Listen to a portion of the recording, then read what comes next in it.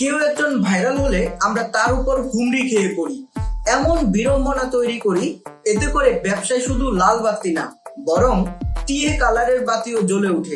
আজকে 1.5 লক্ষ টাকার তরমুজ কিনছি, 1.5 লক্ষ টাকার তরমুজ দোকানে নামাইছি। আমি তরমুজ বিক্রি করতে পারি নাই।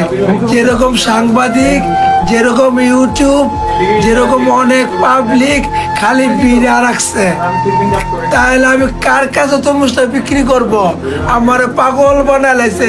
আমার 1.5 লক্ষ টাকা আজকে পাইছে ভাই। শুধু কি তাই, এমন ভাবে আমরা ভাইরাল হওয়া ব্যক্তির ব্যক্তিগত লাইফে ইন্টারফিয়ার করা শুরু করি, এতে করে ওই ব্যক্তির খাওয়া দাওয়া, ঘুম সবকিছু হারাম হয়ে যায়।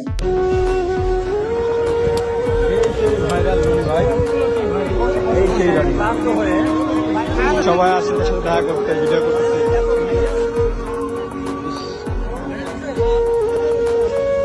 আমরা এক পর্যায়ে ভাইরাল হওয়া ব্যক্তিটিকে বোঝাতে বাধ্য করি যে মুহূর্তের পরিচিতি আনন্দের বদলে মানসিক অস্থিরতা বা একাকিত্ব ডেকে আনে।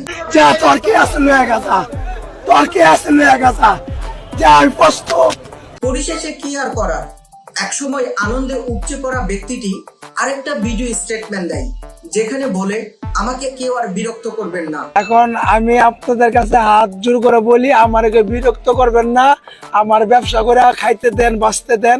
তো আজ এই পর্যন্তই। ভিডিও ভালো লাগলে লাইক, কমেন্ট, শেয়ার এবং সাবস্ক্রাইব করে দিবেন, না হলে কিন্তু আমিও বলবো ওই কিরে সাবস্ক্রাইব কই। আর হ্যাঁ, রনি ভাইয়ের তরমুজ যদি ট্রাই করেন তাহলে অবশ্যই কমেন্ট সেকশনে লিখবেন তরমুজ কি মধু নাকি টক।